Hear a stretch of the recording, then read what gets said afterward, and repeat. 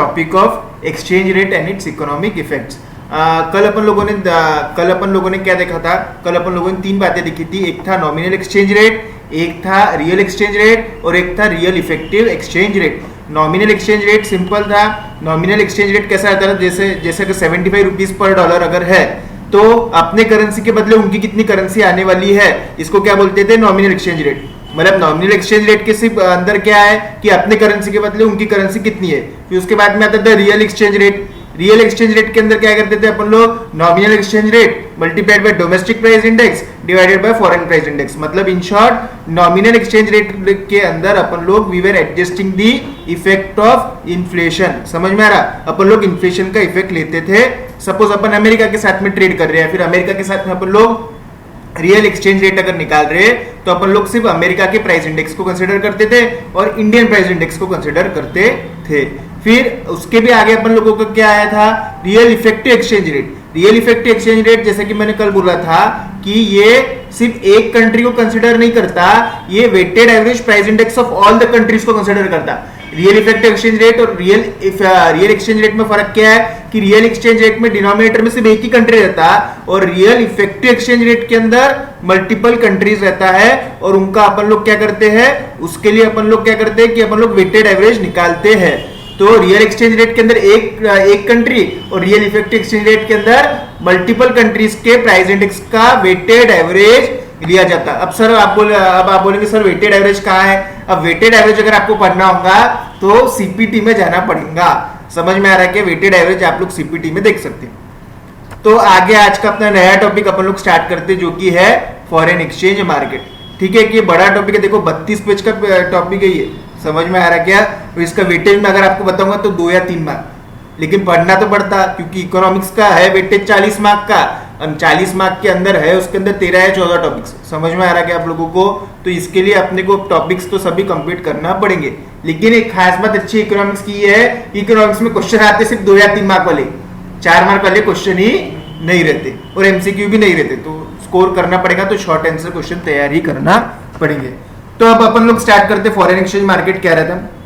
देखो जैसे share market रहता, जैसे सब्जी मंडी का भाजी मार्केट रहता, जैसे कपड़ों का मार्केट रहता, वैसे ही तरीके से फॉरेन एक्सचेंज मार्केट का। जैसे सब्जी मंडी के मार्केट में आप लोग क्या एक्सपेक्ट करेंगे? वहां पे क्या मिलते? कपड़े तो नहीं मिलेंगे ना। सब्जी मंडी के मार्केट में अपने को सब्जी मिलेगा। तो वैसे ही फॉरेन एक्सचेंज के मार्केट में अपने को फॉरेन एक्सचेंज मिलेंगे। डॉलर, यूरो, पाउंड, येन, एचकेडी, एसजीडी, ये सब अलग अलग तरीके करेंसीज मिलेंगी। सिर्फ बात ऐसी कि सब्जी मंडी हो गया, शेयर बाजार हो गया, या फिर कपड़ों का मार्केट हो गया, या फिर एनी मार्केट, ये फिजिकली प्रेजेंट रहता। लेकिन फॉरेन एक्सचेंज मार्केट की खासियत ये है कि फिजिकली प्रेजेंट नहीं है। ये सब मार्केट ऑनलाइन ही चलता है। मतलब ऑनलाइन आप करेंसी खरीदेंगे, ऑनलाइन ही आप करेंसी बेचेंगे। कोई ऐसा प्लेस नहीं है। ये सबसे बड़ा मार्केट है दुनिया का। फॉरेन एक्सचेंज मार्केट सबसे बड़ा मार्केट है in terms of money traded. मतलब यहाँ पे जितना करेंसी ट्रेड हो रहा, ये इससे बड़ा कोई मार्केट दुनिया में अवेलेबल नहीं है। और दूसरी बात, ये ओटीसी मार्केट है। ओटीसी मार्केट मतलब यहाँ पे कैश में ट्रेड होता है, यहाँ पे उधारी में ट्रेड नहीं होता कि जैसे अभी डॉलर ले लिया, कल आप उसको बोल रहे हैं मैं इसके अगेंस्ट को कल रुपी दे दूंगा। इसके अंदर ऐसा नहीं चलता। इसके अंदर बात ऐसी है कि अभी पैसा दे और अभी पैसा ले। मतलब अभी तुम करेंसी अपनी रखो और सामने वाली करेंसी भी अभी लो। ओवर द काउंटर जो भी बात करना है काउंटर पे बात करो। ये कोई फिजिकल प्लेस नहीं है। ये सबसे बड़ा मार्केट है in terms of cash value traded. ये इलेक्ट्रॉनिकली एक लिंक है बड़े बड़े बैंक्स के बीच में, फॉरेन एक्सचेंज खरीदने वाले के बीच में और बेचने वालों के लिए। कोई लोकेशन नहीं है कि आप बोलेंगे कहाँ पे, बोले इसका मार्केट हमको एड्रेस देना। तो जैसे शेयर बाजार है दलाल स्ट्रीट के ऊपर मुंबई में, इसका कोई एड्रेस ही नहीं है, इसका कोई लोकेशन ही नहीं है। ये कोई एड्रेस नहीं चलता, इसका पिन कोड इनकोड नहीं है, कोई लोकेशन ही नहीं है। तो foreign exchange market online market है। इसका कोई समय भी नहीं है। जैसे आपकी दुकान खोलने का समय बोले 11 बजे, बंद करने का समय 5 बजे। फॉरेन एक्सचेंज मार्केट कभी बंद नहीं होता। रीजन बिहाइंड इज आप सो रहे तो अमेरिका जग रहा, अमेरिका सो रहे तो आप जग रहे, एंड वाइस वर्सा। तो सभी ये मार्केट 24/7 है। ये मार्केट 24 आवर्स ओपन है। ये मार्केट का कोई लोकेशन नहीं है। ये सबसे बड़ा market in terms of cash value traded. ये एक ओटीसी मार्केट है। ओटीसी मार्केट का मीनिंग इतना ही है कि यहाँ पे जो भी बात करना है काउंटर पे बात करो। मतलब क्या है कि अभी पैसा रखो और दूसरे की करेंसी भी अभी लेके जाओ। तो यही सब इंट्रोडक्शन दिया हुआ था ऊपर में। अब मेजर पार्टिसिपेंट्स कौन है फॉरेन एक्सचेंज मार्केट के अंदर? सेंट्रल बैंक, कमर्शियल बैंक मतलब अपने लिए हो गया आरबीआई, अमेरिका के लिए हो गया सेंट्रल बैंक, हर एक देश की एक फॉरमोस्ट प्राइमरी बैंक जो रहती है, सरकार है, गवर्नमेंट, फॉरेन एक्सचेंज डीलर जो लोग डीलिंग करते फॉरेन एक्सचेंज में खरीदना बेचना, एंड मल्टीनेशनल कॉर्पोरेशंस। जैसे आपको मालूम है शेयर के अंदर अपन लेवा बेची करते हैं टू अर्न प्रॉफिट्स, वैसे ही लोग फॉरेन एक्सचेंज खरीदते हैं, 75 रुपए पर डॉलर में खरीद लिया, 74.90 के अंदर बेच दिया। समझ में आ रहा क्या? तो ये 75 में लेना, 74.90 में बेचना, इसके अंदर जो भी मुनाफा हुआ ये सब आप लोग कमा सकते। तो ये कौन कमाता? जो लोग खरीदेंगे, जो लोग बेचेंगे। तो इसके अंदर कौन कौन लोग इन्वॉल्व है? कमर्शियल बैंक से, सेंट्रल बैंक से, गवर्नमेंट से, एमएनसीज है और बड़े बड़े सारी बैंक्स भी इन्वॉल्व है। एचडीएफसी बोला, ऐसे कोई भी bank, anybody can do hedging in it. Hedging मतलब इसके अंदर ट्रेड करके प्रॉफिट कमाना। ठीक है क्या? अब चलो इसके अंदर दिया हुआ है कि हर एक का रोल आप लोग आराम से पढ़ सकते हैं इसको। Central bank participate in the foreign exchange market not to make profit but essential to contain the volatility of the exchange rate. RBI को क्या प्रॉफिट थोड़ी कमाने का है, लेकिन आरबीआई डॉलर्स खरीदेंगी बेचेंगी क्यों? अगर आरबीआई ने हाथ नहीं डाला मार्केट में तो अनड्यू फ्लक्चुएशन एक ही साइड में चालू रहेगा। तो आरबीआई को भी इसके अंदर ऑफकोर्स कभी कभी इंटरफेयर करना पड़ता। वैसे अपन लोग फॉलो करते सॉफ्ट पेगिंग वाला। उसके बाद में कमर्शियल बैंक क्यों पार्टिसिपेट, जैसे एचडीएफसी बैंक क्यों पार्टिसिपेट करेगा? अरे आप लोगों को अगर डॉलर खरीदना है तो आप लोग एचडीएफसी बैंक में जाएंगे ना, तो एचडीएफसी बैंक का डॉलर कैसे आएगा? जब वो मार्केट के अंदर पार्टिसिपेट करेगा। ठीक है, और वो खुद के भी पैसे भी लगाते हैं, लोगों के लिए, अपने कस्टमर के लिए भी खरीद के रखते हैं डॉलर्स, ये सब चीजें। जैसे आप अभी फॉरेन घूमने जा रहे हैं तो यू रिक्वायर डॉलर, तो आप डॉलर कहाँ से खरीदेंगे? कि पोस्ट ऑफिस में थोड़ी मिलता। डॉलर खरीदने के लिए you need to go to the commercial bank. ठीक है, फॉरेन एक्सचेंज ब्रोकर जैसे शेयर बाजार के अंदर ब्रोकर रहते हैं वैसे यहाँ पे भी ब्रोकर रहेंगे। ये ब्रोकर आपके बिहाफ पे पार्टिसिपेट करते रहते हैं। जैसे कोई लोग शेयर में डील करते हैं ना, वैसे ही कुछ लोग फॉरेन एक्सचेंज में डील करते हैं। आज डॉलर खरीदा, येन बेचा, एसजेडी खरीदा, एचकेडी लिया, ये लिया, वो बेचा। वो डायरेक्ट तो नहीं होगा ना, दे पार्टिसिपेट थ्रू ब्रोकर्स। और आर्बिट्रेजर्स, आर्बिट्रेजर्स मतलब क्या है? आर्बिट्रेजर्स मतलब सटोरिया नहीं, आर्बिट्रेजर्स और सट्टे वाला जो रहता है ना, कुछ लोग सट्टा खेलते मतलब सिर्फ लेवा बेची खेलते रहते बिना कुछ समझे। इसने बोला आज वो शेयर खरीद ले, उसने बोला वो शेयर बेच दिए, इसको बोलते सट्टा खेलना। जिनको खुद का कुछ नॉलेज नहीं है, बस लोगों के बिहाफ के ऊपर करते जा रहे। आर्बिट्रेजर्स ऐसा नहीं करते। आर्बिट्रेजर्स क्या करते हैं? बराबर ढूंढते प्राइस डिफरेंसेस, कहाँ पे सस्ता मिल रहा वहां से खरीदते और जहां पे महंगा मिल रहा वहां पे बेचते। आर्बिट्रेजर्स बोलते हैं उनको। स्पेक्युलेटर्स मतलब सट्टे वाले लोग, जो इसको मैंने बोला वो आर बुल्स और बियर्स। डेलिबरेट रिस्क टेकर्स है, इनको कुछ समझता नहीं। इसने बोला वो टिप है, उसने बोला वो शेयर खरीद ले, इसने बोला वो शेयर बेच दे। तो इस तरीके से चलते रहता। और बाकी भी इंडिविजुअल लोग कर सकते, लेकिन वो बहुत ही कम प्रमाण में करेंगे। अपन क्या 1-1 लाख डॉलर थोड़ी खरीदेंगे, क्योंकि डॉलर तो अपने यहाँ चलता ही नहीं। अपन क्यों खरीदेंगे डॉलर? ज्यादा से ज्यादा घूमने जाना है, बिजनेस ट्रिप के लिए जाना है, या फिर सो ऑन। ठीक है, तो ये सब बातें हो गई। In foreign exchange market there are 2 types of transaction. एक तो स्पॉट मार्केट रहता है और एक तो फ्यूचर मार्केट रहता है। स्पॉट मार्केट मतलब अभी के अभी खरीदा अभी बेचना, इसको बोलते हैं स्पॉट मार्केट, ऑन स्पॉट। एक रहता है फ्यूचर मार्केट, मतलब क्या है? कॉन्ट्रैक्ट टू बाय और sell currencies for future delivery. मतलब एक महीने बाद सपोज मुझे $1 लाख की रिक्वायरमेंट है, मैं $1 लाख आज ही बुक करके रख सकता। समझ में आ रहा है क्या? इसको बोलते हैं फ्यूचर डिलीवरी में होने वाला है, लेकिन दाम आज ही उसके फिक्स हो जाते हैं। इसको आप अवॉइड कर सकते हैं। चलो नेक्स्ट टॉपिक अपन लोग अब इंपॉर्टेंस करते हैं। इसके ऊपर 1-2 मार्क तो शॉर्ट में उठा सकता है कि फॉरेन एक्सचेंज मार्केट के फीचर्स दो, या फिर फॉरेन एक्सचेंज मार्केट के पार्टिसिपेंट कौन है, उसके ऊपर 2 मार्क का एक क्वेश्चन आ सकता। अब अपन लोग आगे बढ़ते हैं इसके अंदर। Nominal exchange rate. सबसे पहली बात, नॉमिनल एक्सचेंज रेट अपन लोगों ने क्या देखा था? नॉमिनल एक्सचेंज रेट मतलब सिंपल ये है कि मेरे करेंसी के बदले तुम्हारी करेंसी कितनी आती है। जैसे मैं अगर आपको एग्जांपल दूं, नॉमिनल एक्सचेंज रेट क्या रह सकता है? जैसे आज का नॉमिनल एक्सचेंज रेट अगर मैं बोलूं तो 75 रुपीज पर यूएसडी, ये मेरा क्या रहेगा? Nominal exchange rate, NER। Simple terms में इसको NER बोलते। समझ में आ रहा क्या आपको कि नॉमिनल एक्सचेंज रेट अगर बोला तो आप लोगों ने क्या समझ लेना, दिमाग में डाल लेना, 75 रुपीज पर डॉलर। अब सपोज मैं फ्लेक्सिबल एक्सचेंज रेट वाली इकोनॉमी में हूँ, फ्लेक्सिबल रेजिम के अंदर सपोज मैं ऐसी कंट्री में रहता हूँ जहाँ पे फ्लेक्सिबल रेजिम फॉलो होती है। तो बात ऐसी है कि फ्लेक्सिबल रेजिम के अंदर NER, how it is decided? NER is decided through the interaction of demand and supply. कि एनईआर 75 रुपए पर यूएसडी गवर्नमेंट ने डिसाइड करा क्या? नहीं, एनईआर यहाँ पे डिसाइड कैसे हुआ? Interaction of market forces of demand and supply. कोई भी चीज, जैसे आज शेयर एचडीएफसी का शेयर का प्राइस है सपोज 1173, ये 1173 कैसे डिसाइड होता है रोज के रोज मार्केट में? कैसे कि अपने को सीएनबीसी आज भी नीचे पट्टी घूमती रहती है, इसका रेट ये है। तो सिंपल बात उसमें कि डिमांड बेसिस पे रहता, जिस दिन डिमांड कम रहती शेयर का उस दिन भाव गिरता, जिस दिन बहुत डिमांड आ रही अपने आप शेयर का भाव बढ़ते रहता है। आपने देखा होगा रिलायंस के ईजीएम के दिन क्या होता है, उसका शेयर का भाव बढ़ते रहता। क्यों? क्योंकि मुकेश अंबानी बहुत अच्छे अच्छे अनाउंसमेंट करते रहता, लोगों को लगता है अब शेयर का भाव बढ़ेगा, लोगों को लगता है इसका आगे जाके अपने मुनाफा मिलेगा, तो दाम क्या होता है उसका बढ़ते रहता। क्यों? क्योंकि डिमांड बढ़ती है। तो NER is decided by the interaction of market forces of demand and supply. अब यहाँ पे दिया हुआ है कि लोग डिमांड ही क्यों करते, बोले लोग डिमांड क्यों करते हैं फॉरेन एक्सचेंज का? क्यों?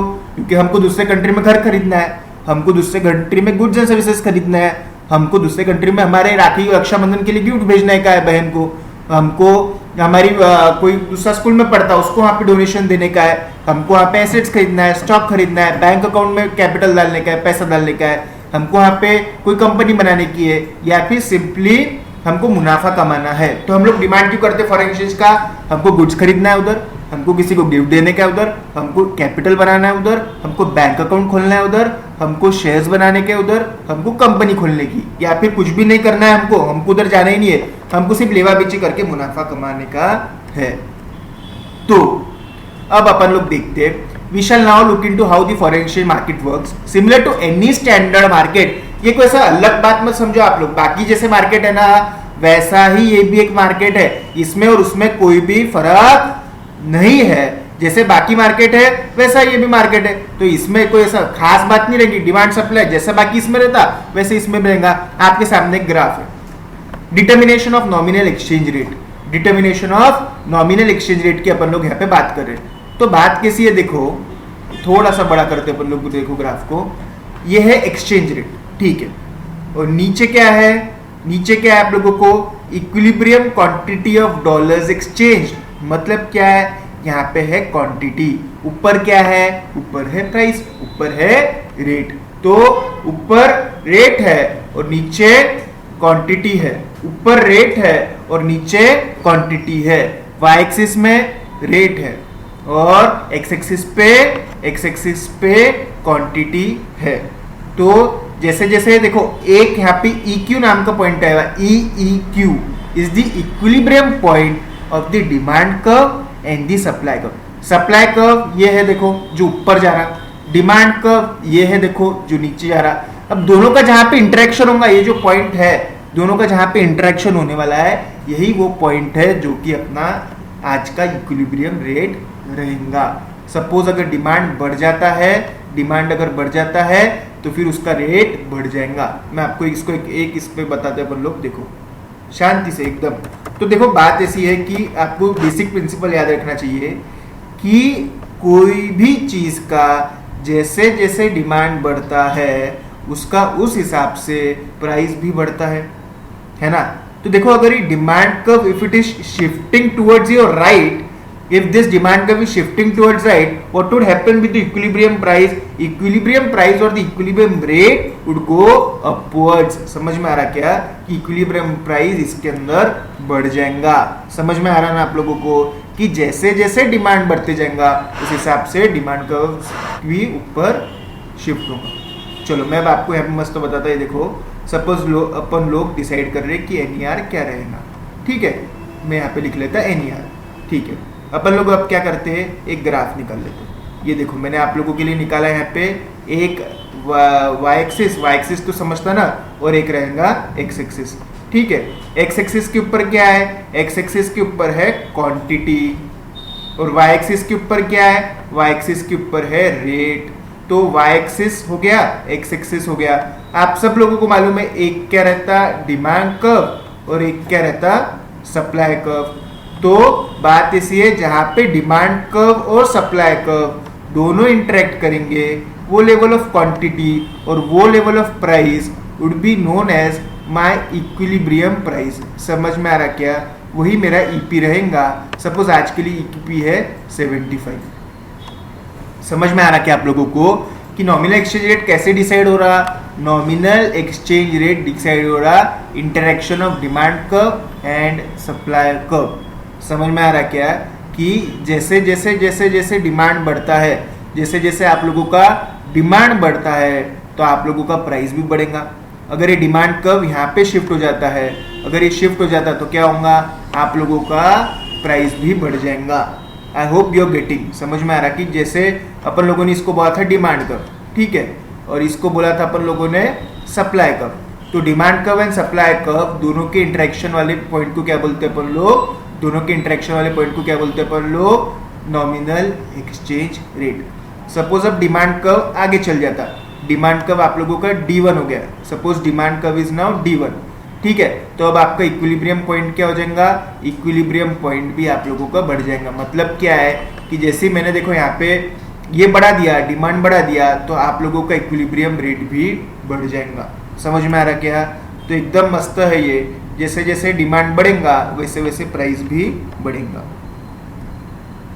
वही दिया हुआ है।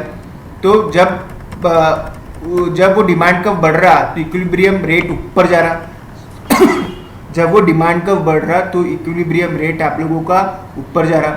इक्विलिब्रियम रेट आप लोगों का क्या जा रहा? ऊपर जा रहा। अभी इक्विलिब्रियम रेट जो ऊपर जा रहा ना, मतलब क्या हुआ होगा बताए आप लोगों को कि डॉलर आप लोगों का महंगा हुआ होगा। डॉलर आप लोगों के लिए महंगा हो गया होगा। समझ में आ रहा क्या? आप लोगों के लिए डॉलर आप लोगों के लिए महंगा हो गया होगा। तो डॉलर महंगा होना मतलब क्या कि 75 रुपीज अगर यहाँ पे था, 75 रुपीज अगर यहाँ पे था तो ऊपर जाके वो कितना हो जाएगा? ऊपर जाके वो सपोज ऊपर जाके वो हो जाएगा 76 या फिर 77। मतलब क्या हो रहा? डॉलर यहाँ पे महंगा हो रहा। मतलब क्या हो रहा? डॉलर का एप्रिसिएशन। अब अपन लोग नया कंसेप्ट देखते हैं। देखो पहले कितना था? 75, फिर वो एप्रिशिएट हो गया, फिर वो कितना हो गया? Suppose new point is suppose 76। तो ये 75 रुपीज पर डॉलर था। समझ में आ रहा है कि पहले पॉइंट था 75 रुपीज पर डॉलर, अब कितना हो गया? वो 76 रुपीज पर डॉलर।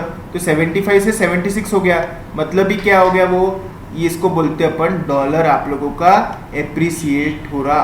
क्या हो रहा? एप्रिसिएशन, डॉलर का एप्रिसिएशन। देखो एक चीज बढ़ रहा तो ऑफकोर्स दूसरी चीज का क्या हुआ होगा?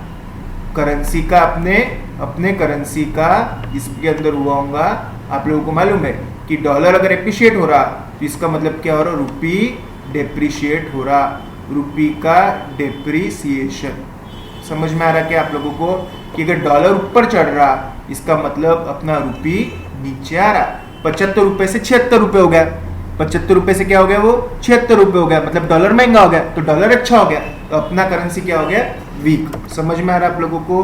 तो इस तरीके से ये दोनों चीजें यहाँ पे डिस्कस किए गई हुई है। To put it more clearly, home currency appreciation, home currency कौन सी है अपनी? Rupee. Home currency depreciation which is same as foreign currency appreciation, बराबर है। रुपी का डेप्रिसिएशन मतलब डॉलर का appreciation takes place when there is increase in the home currency price of the foreign currency. 75 रुपए की अगर चीज हो गई, 75 रुपए की चीज अगर हो गई 76 रुपए, इसका मतलब क्या हो गया? चीज महंगी हो गई। इसका मतलब क्या हो गया? 75 रुपीज पर डॉलर का अगर कोई चीज थी, अगर आज वो हो गई 75 रुपीज पर डॉलर की अगर कोई चीज अगर हो गई 76 rupees per dollar, 76 rupees per dollar, इसका मतलब क्या हो गया कि आपका INR डेप्रिशिएट हो गया और आप लोगों के लिए USD एप्रिशिएट हो गया।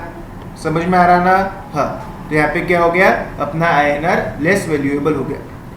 ठीक है क्या? वैसे ही होम करेंसी एप्रिसिएशन और foreign currency depreciation, home currency appreciation, home currency appreciation और foreign currency depreciation takes place where this decrease in home currency price. इसका अगर मैं एग्जांपल दूं तो पहले था 76 रुपीज पर USD, अब ये शिफ्ट किस में हो गया? 75 रुपीज पर USD। इसको क्या बोलते हैं? INR appreciation and USD depreciation. समझ में आ रहा है कि दोनों के मैंने एग्जांपल लिख के दिया आपको। 75 से 76 हो जाना इज INR डेप्रिसिएशन, समझ में आ रहा है, एंड 76 to 75 हो जाना इज योर INR एप्रिसिएशन। ठीक है, ये दोनों कंसेप्ट आप लोग देखो, समझ में आ जाएंगे। Have a great day, thank you.